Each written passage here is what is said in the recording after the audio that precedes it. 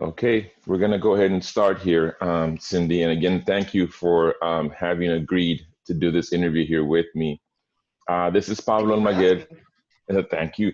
This is Pablo Almaguer doing my, I think, third vodcast here, which is a video podcast. I think something like in the sixth and altogether all podcasts. And I'm here with Cindy Tisdale, who is a bar leader and a board certified family law attorney from Grandbury, Texas. Good morning, Cindy. How you doing? Good morning, Pablo. I'm great. That's good to know. Thanks again for agreeing to do this. And let me just do a real brief intro for those folks who might or might not know you or know everything about you here. I think Cindy has the same kind of bad habit that I do of not being able to say no to people. So she's been involved in many different things. She is actually, you all heard that, board certified in family law, a fellow of the American Academy of Family Law Specialists, a fellow of the International Academy of Family Law Specialists, a member of ABOTA, the former chair of the board of the State Bar, former chair of the Council on Family Law Section, and former chair of the Texas Bar Foundation, and a member of the executive committee when she was in the Texas Academy or is in the Texas Academy of Family Law Specialists. So as you can see, she's quite active. I think our 20 minutes are up now. What's that now? I said, I think our 20 minutes are up now. Oh, yeah, no, it introduction. happens. It happens. No, well, I try to go ahead and mention that so that they know why you're being interviewed. Because I mean, folks are probably going to feel bad if I don't say all of those things if I leave them out. But Cindy, No let problem. me ask, how did you, after giving the long list of things that you've done, I'm serious about this. How did you get started with bar service? Was it at the local level, the family law section? How was it that you got involved? I got involved through the family law section. Oh heavens, probably 12, 13 years ago, Tom Vick called me and Mm-hmm. said, would you be interested in being on the Family Law Council? Well, of course, at that point I went, what's the Family Law Council?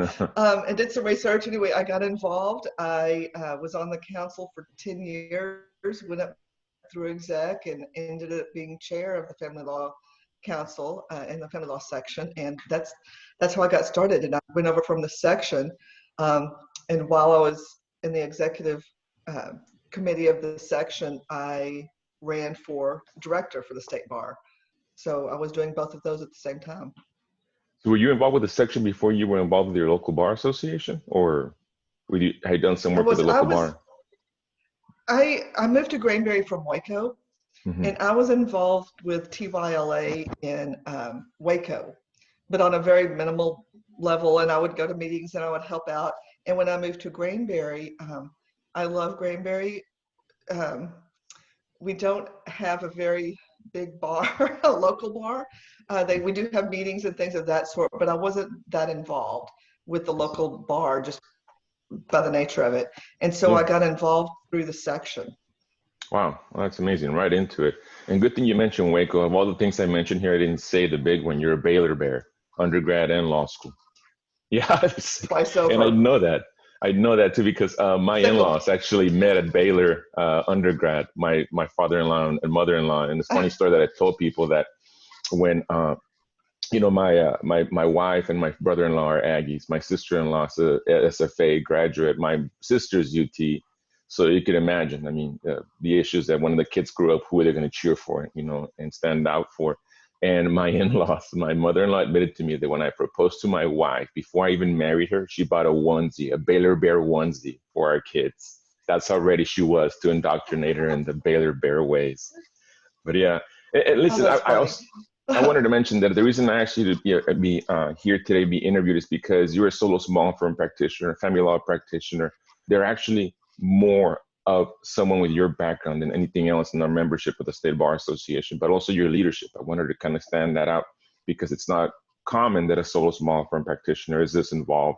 And I wanted to have people kind of hear that. Plus, we're also former chairs of the board, so we share in a certain kind of like post-traumatic stress disorder here that we can talk about. But you mentioned right part of the same club. I had a good mentor. Well, I don't know. I mean, we'll see.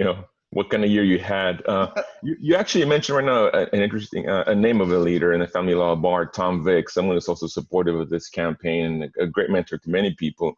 But I wanted to mention that the family law section has actually a long history of many bar leaders. Tom Vick, you, of course, Justice Ann McClure, Steve Naylor, who's currently on the board of directors. Uh, can you let us know how it is? Is it that the section looks for leadership like this, or you think it kind of creates and foments and trains, those kind of leaders? And like, what do you learn from this section that then moves on and translates to other areas of the bar? Um, when I think of the family law section, this sounds kind of corny, and I'll be the first to admit it, but they are like my family. I've been involved with them for years now. When I first went into the family law section, I didn't know anybody. I went to my first council meeting, and there's, oh heavens, Gary Nicholson, Jack Marr, there's the McClures, there's all of these icons and my kind of heroes of family law. They're on the council. Every single one of them took me under their wing, mentored me. And I think it was that relationship I had with them. And they're the ones that pushed me. You can do this. We've got your back. And it was those relationships that kind of helped me carry forward and go through with the state bar board of directors and run for that and things like that. But the family law section, we're very collegial. We can go in the courtroom and battle it out and then go have a beer afterward together, Yeah. So, but they, I think, and I would say probably, I can't think of a single one. If I needed something, I could pick up the phone and call and they would say what, and we just lost a leader, Brian Webb. Oh, yeah. We lost Larry Schwartz this past year. And I think that's going to be a huge hole in our family law section. But yeah, the family law section is like family to me. And there's so many mentors and leaders in that section that I look up to, no question. Funny you mentioned Brian Webb. He actually served as the section representative when I was in the board of directors my last year, and I got to meet Brian. Great guy, colorful guy, an interesting guy to sit down and have a beer with. He was something else. So I'm sure Yes. that's, like you mentioned, a big loss. Another person that you also probably know, Warren Cole out of Houston. He was on the board of directors too. We actually were in the Absolutely. same class, yeah, in the same class of directors. And yeah, I mean, like you said, I'm a family law practitioner, doing employment law and a little bit everything else at legal aid, but primarily family law because that's the largest volume of cases we have. And like you said, I mean, Right. you get the bad rap as a family law attorney sometimes, but at the end of the day, if you realize that the bar is pretty tight, that's good to know that's a statewide, sort of a phenomenon that we have. One interesting thing I also kind of over time, because I just mentioned legal aid, is one of the last times we kind of worked together was at a training we gave or you all organized at the South Padre Island. I mean, terrible venue. I don't know why y'all decided on that one, but we made it through at the island if we had to. But that actually is called the Family Law Essentials Seminar, part of the pro bono committee of the section. Can you let us know a little bit about those trainings, what they are, and how the pro bono committee puts them together so folks know about them? Absolutely. Um, the Family Law Essentials was started years ago, and by David McClure, actually, when he was chair. And I think I kind of did a history on it. When he was chair, the state bar president at that time kind of put out an order to all of the sections saying, we need to get better on pro bono. What is your section going to do? Well, I think the family law section is the only one we kind of stepped up, and David said, let's start doing this. The Family Law Essentials, what it is we go to all of the small towns that don't get seminars, and we put on CLE for free. The only thing we ask of you is you need to take 2 pro bono cases through your legal service provider, your local legal service provider within the next year. And then on top of that, the family law section threw in that we would give you the family law practice manual if you would take 4 cases in the next year. And that's a huge incentive because that can be expensive to get the family law practice manual, but we saw a need there, and we've placed hundreds of indigent people with attorneys to be able to get their family law situation taken care of. So I'm very proud of that. I was chair of that committee back when I was on the council. I was chair of that committee. I love that committee. Steve Naylor followed me. Lisa Hoppus is chair now, and Lee De La Reza. But it's something we're doing every year. And well, this year's a little bit different with the whole stay in place. We're having to kind of do a little bit different, but it's something that we do every single year. It's very important to the family law section and to the council to give back. And we're big believers that you need to pair an attorney with an indigent person to help them get through their troubled times. And that's kind of what we're committed to doing. You know, I can't say as a former pro bono sort of like supervisor for our organization, I can't tell you how much all the legal aid programs in Texas appreciate this because you're right. What you do, you have trainings, and not only places that you don't normally have these trainings, which is a big draw for the attorneys, but in RNet Legal Aid, it's what we call the underserved or unserved areas where we might not have an office there. So it's hard for us to serve and actually place cases there. So like you said, people come in, have high quality COE, they would not otherwise have to maybe travel somewhere else to get it. And they sign up for a couple of pro bono cases or 4 if they want the manual. We've been able to place a lot of cases pro bono wise, family law, because that's the largest volume in family in legal aid through this service. So thank you to the section, and I wanted to give a shout out to the committee in this interview because people needed to know about that. And it was, we worked closely with legal aid and the legal service providers, and that's when you and I worked together on that. And it's not all the family law section. The legal service provider, legal aid, does a lot to help find the place, find the location, do all the legwork. So I think it's a good collaboration. It is a good partnership. It definitely is. Again, this year I think you're right. I think we have 2 cities that we're going to be actually being done with in Laredo and I believe in El Paso for legal aid program for TRLA. But the other ones around the state, I think they all went to video now because of the current pandemic, and we're still going to be able to show them so people can sit at their home, view it within a 100-mile radius of the city, like if they would have been there live. So we're still going to use it for recruitment because a lot of the cases are going to come up. Thank you, Cindy, for that. You mentioned right now and earlier how you were involved in the section, and that got you then kind of involved with the State Bar Board of Directors. Did you know what you were getting into when you started running for the state bar? And you know why I'm asking, like, as you and I have, been through this, and people that have been on the board know that. And I'm not saying you went there naively. I'm just saying, like, there's a year or term you plan for and the year or the term you get. Trust me, as I'm running for this position, I'm kind of slowly seeing that if it does happen. But when you were you mentioned Tom Beck. I don't know if he had at that point served on the board, but who were your mentors? Who were your guideposts, if you will, when you were going to start running for the position of State Bar Board Director? Sure. Well, Tom Vick, he had been, for my district, he was the district director 2 times before me. And so he's the one that kind of, again, like I got on the council, he called and said, no one's running for for District 14. Would you throw your hat in the ring? Sure, I would love to. That is an amazing opportunity, and thank you for asking. And oh, by the way, you need 100 signatures within 3 days. Yes. But we got it done. And it's one of the most, I love my section work. I love the work I did at the Family Law Foundation, the Texas Bar Foundation. But being on the board, it was great work because I knew I was giving back to our profession, which I think is very important for every one of us to do. And aside from giving back to the profession and helping the profession, again, the friendships I've made and the lifelong friendships is something that's invaluable. But yeah, did I know what I was getting into? Yeah. I don't think any of us do. No. Like maybe in the past few years, I don't know, years before that, at least like the last 10 years, there's like a trial by fire, but as a family law litigator, you're kind of used to it, right? You kind of sometimes see this stuff coming and something you don't see it and you deal with it. But it's interesting to have everybody share their stories, how you think to yourself, it cannot get worse than this year. And here comes the next year. Looking back, I thought my year was difficult, but looking back, I think I had it pretty easy. Yeah.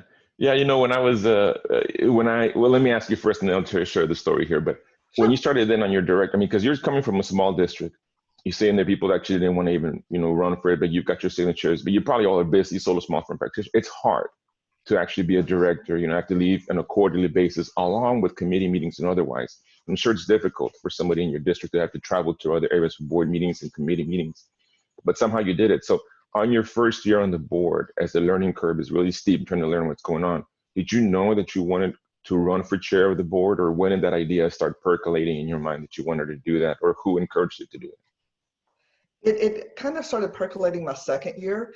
The first year on the board is, like you said, it's a learning curve. I was trying to learn everything I could about on, but that was just a learning curve of what's out there, because The state bar provides so much to the attorneys of Texas. I don't I don't think even to this day most of the attorneys even know what we provide. And um, and so to me that was a learning curve of doing all that. The second year is kind of when I delved into the actual, okay, what am I going to do? How am I going to carry this forward? And am I going to keep giving of my time for this cause? Absolutely was the answer. Like I said, I think it's part of we need to give back to our profession, and I wanted to keep doing that. So that second year, I made the decision. I had a conversation with um, some people at the bar of this is what I'm thinking about doing. Of course, like every other time, they were behind me, had my back, and so I threw my hat in the ring. And luckily, believe it or not, Pablo, I think it's the last time, maybe the only time, I ran unopposed for a chair. Unopposed. Wow, that's rare nowadays, Or from what I understand. it was lucky. Oh, well, I don't know. I mean, one of the things that you realize when you're doing this that you want to put it out there early on that you're going to be running for this, right? Like, because I think the election happens in the April meeting, and it just happened because we're recording this on Correct. April the 22nd, and they Yes. just had a recent election. So by I think the January meeting, when you give your statement over, you start kind of making calls and letting people know. And usually, yeah, if somebody thinks, that's a strong person, I don't want to run, then they end up on the post like you. But that's rare nowadays. So you have interesting sway with your Sorry, I name had to get my recognition. dog up here before she That's okay. Don't worry about it. It's fine. No stopped. problem. Any minute now, I'm sure there's going to be a couple of chihuahuas at the door here coming That's in fine. anytime. But I do want to stress a little something because I mean, you were on a post, so people knew you were going to run. So I want folks to understand maybe that there's 46 voting members of the state bar board of directors, right? There's more than that because there's section reps who don't have voting power, but they have a lot of influence on input because they represent the sections and committees. But 46 is your number. So 23 is what you want to aim for when according to the State Bar Act of voting. 7 of those directors come from Dallas in that area, 7 from Houston, 3 from Austin, and I think 2 or 3 from San Antonio. That's almost half right there from the big cities. So I want to stress is that it's very difficult for a small city, small district attorney to end up actually getting to be chair of the board. So the fact that were unopposed, I actually had somebody from Houston and Dallas run up against me, and it was one of those votes where you have to do a two-parter.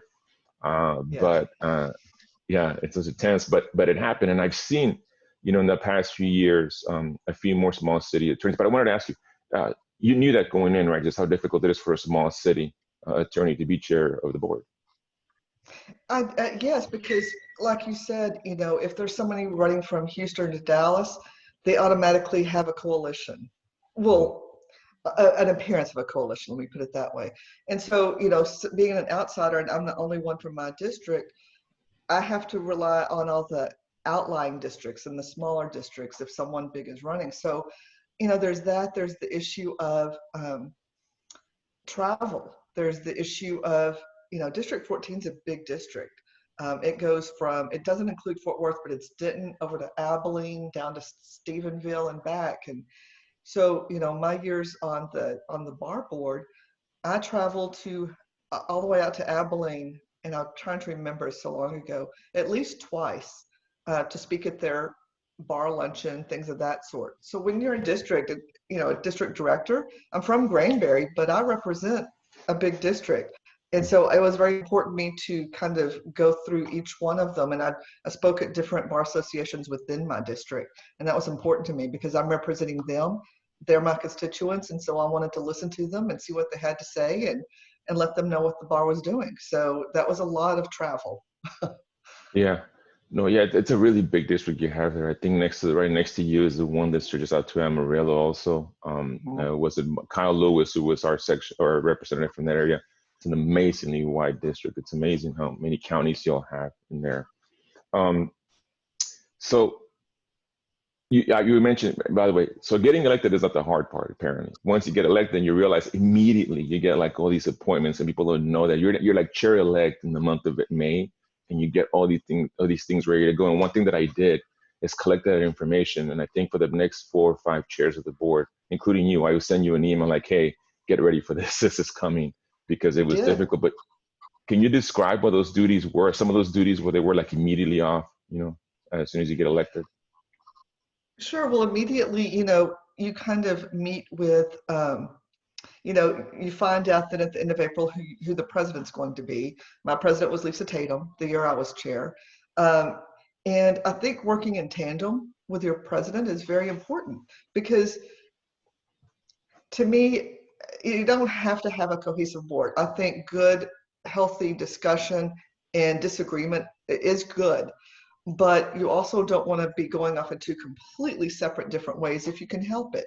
I was elected, Lisa was elected. So, surely we have something in common there. What do we have going on? But right off the bat, you have to do things like set your committees. Who are going to be, what board members are going to be on which committee? And that's very important, because all the work is done through those committees. So you want to make sure you have the right director on the right committees to make sure they can showcase their talents and give their talents back to the bar. So that was kind of right off the bat what you had to do. And then it was just a matter of, setting all the agendas and helping set those in the executive committee meetings, and on and on and on. Yeah. And then you go to the annual meeting, everybody's having fun, and you get a copy of Robert's Rules of Order, like a giant packet you have to start looking over. Yes, I remember actually read it, yes. Y'all trust me, yeah. Mine's still highlighted and like earmarked here and left and right. And funny thing you mentioned, and I want to let people know about this in the committee appointments. I mean, there's a lot of state bar board committees. I don't know about you, but I have two giant windows in my office there that overlook the county parking lot. So it's not a beautiful office, but it's got windows. One of the windows, a giant one, I just like blew up the committees, and I had like a board there of like where to put who, where, and what, because you want to make sure that senior directors are going to be 30 are going to be a chair position. You want to have a right number of, a committee makeup. You want to have diversity issues, in geography, gender, and otherwise. It's hard. I mean, it's a big like Venn diagram that you're trying to kind of put together.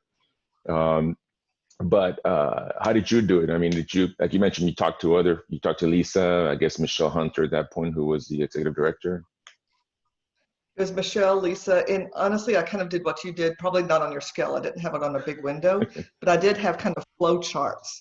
And what happens is you go down and you have a meeting there in Austin, and it's it's you, the president-elect, the current president, the current chair, Michelle Hunter, and we kind of all go through everything.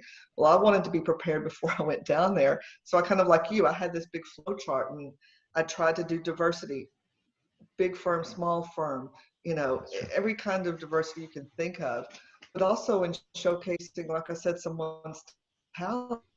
If I knew that this person really had a passion for pro bono, okay, then let's look at putting on this section. So there's a lot that goes into it.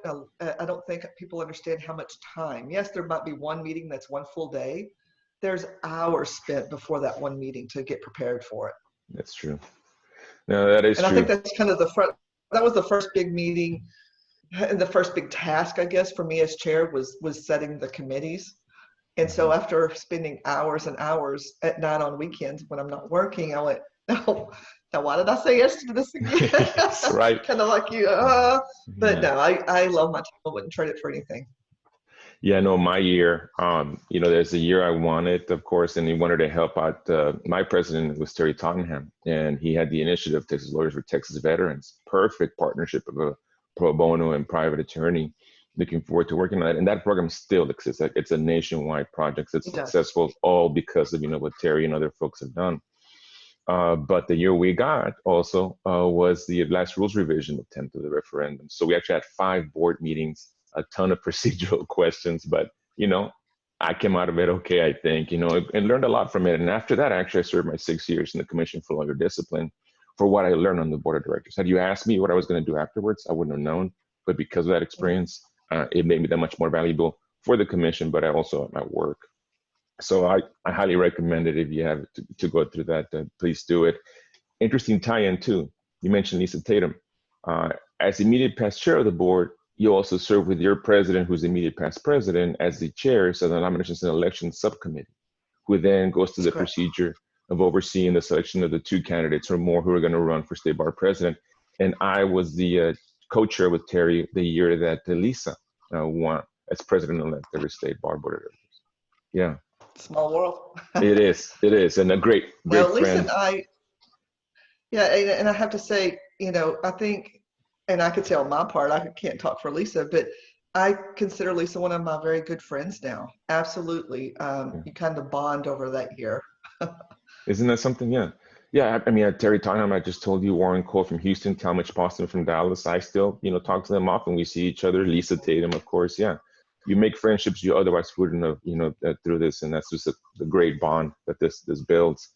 Um, One small project I want to mention that you all, well, not a big project or some activity that you did as a board member, I think it's kind of original and creative and something that I think I wanted to just, in my campaign, talk about that I think is best to hear from folks and work on that idea as opposed to bring in and say, this is a result that I want.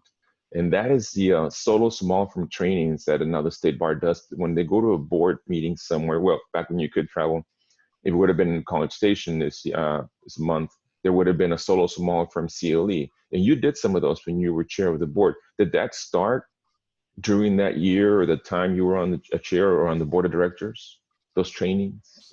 It started Trey's year, and well, a little bit before that, but it didn't start my year. I wish I could take credit for it. It wasn't my idea, but I did help out. I would speak. I would give the family law portion before each bar board meeting, and that was a great way to pull in lawyers because the bar board, we don't just represent attorneys in Houston, Dallas, the big cities, and we would go to these outlying areas and put on this free CLE put on by the leading attorneys in their field. Larry McDougall would speak on the criminal law section, and we had just different things and had great feedback from it. But I spoke several times. I went back even after I was off the board a couple of times. Someone couldn't go or something couldn't do it. So I was a hanger on. I kept going. Because you can't say no. I told you, I know. I know the feeling, Cindy. I know. You're right. I mean, here I am. Honestly, look at me. I'm a perfect example of this. But and I want to emphasize just how important that is. It's really greatly attended by folks. It's a free CLE, solo small firm practitioner, a full day of it with leaders from the board. And it'll go like to 3 different cities, 4 different if they're outside of Austin, even in Austin. I think it's a great service. And Trey, you mentioned Trey Apfel. He's our current executive director, but he was president of the board a few years ago. Let me ask you, and so I'm actually going to, and we're not to the last part because I've taken up a lot of your time and I don't want to do that too much to you, but I'm going to interview in a few one of our local attorneys here, Victoria Guerra, who's a solo small firm practitioner too. And I want to ask you just how difficult it is to now work under this new shelter in place and, a lack of contact or accessibility to the courthouse. How difficult has it been in Grandbury and other places for you to continue it? And are you continuing to see clients and do some work? And how do you do that? Yes, well, probably like everybody else, the phones kind of stopped ringing. I kind of say it jokingly, but I think it's true. A lot of people during this time, they're uncertain for finances. They're uncertain of what the future holds. And so, in talking to a lot of family law attorneys, business has really slowed down in the family law area. But, I think my office staff, number one, has been tremendous. We did, okay, everybody work remotely, go from home. It was seamless. A lot of our clients didn't even know we were in the office, had our phones forwarded. And I meet with clients via Zoom, just like we're doing now, or on the telephone. The difficult part I think now is for someone that really has a situation that they deem an emergency, but the courts do not deem an emergency. And trying to get into the court. And then you have the situation of, okay, maybe we can have a hearing via Zoom. Actually, in Grandbury, we don't use Zoom. We're using LifeSize, a completely different platform. But, then you have to have the conversation with your client. Well, you understand this is going to has the potential to be on YouTube. This has the potential to be out there. And a lot of family law clients do not want that. So, we're settling a lot of things. I'm doing a lot of mediations via Zoom, or quite a few. So I think that has kind of sparked, let's get this thing done because we don't want to wait months to get back into court, or we don't want to do a court case via Zoom. But yeah, you do what you have to do. And like I said, I've got a great staff. They've it's been seamless in trying to get this done and trying to help our clients. And we just kind of move forward. And the clients understand. I haven't had one yet that's been upset or angry with me about it because they understand it's the situation. That's interesting to see, to hear. And yeah, that's actually a good point to make that I'm probably going to have to tell my clients. I've always told them, look, you really want to take this forward, whether it be family law or any matter. Like, look, part of the issues you got to deal with is one thing to talk about it, but to be there in front of a judge or in front of an audience and talk about your case, it's a lot of pressure. Are you ready for that? And that sometimes instills a chance to talk about mediation or discussions of settling for your client and for the opponent. But to say you're going to be on YouTube, that must be a great incentive to say, you know what, let's talk about this privately, because it can get kind of public out there.